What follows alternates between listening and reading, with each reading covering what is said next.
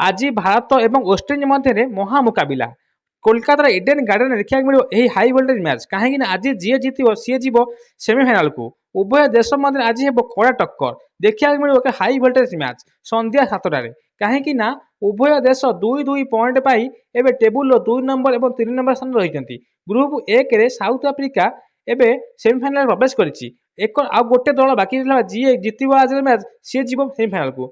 Group 1 रे West Indies 2 point पाई 2 number थिला बेले वेस्टइंडिज प्लस 1.791 रन रेट रही किंतु भारत 2 पॉइंट पाई सत कि 3 नंबर रही एवं माइनस 0.100 रन रेट रही तेणुक आज मैच जी जीत सी 4 पॉइंट हासिल कर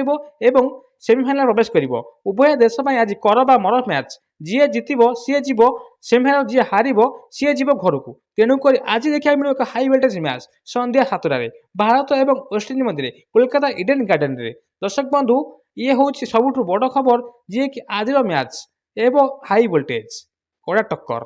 भारत पर दुख खबर जदि वर्षा लगी मैच बातिल होता भारत जीव घर को एवं वेस्टइंडिज जीव सेमिफाइनाल को चलते जाना दर्शक बंधु नियम अनुसार जदि वर्षा लगी मैच बातिल होता उभय को एक पॉइंट मिल जेहेतु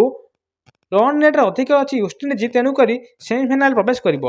टेबुल रे रन रेट रे माइनस थी भारत घर को विदा हम कहीं उभय पाई 2-2 पॉइंट किंतु रन रेट रे वेस्टइंडिज रही आगे तेणुक वर्षा लगी मैच बातिल हेले वेस्टइंडिज जीव सेमिफाइनाल को एवं विदा हम भारत घर को ये हूँ सबुठ दुख खबर।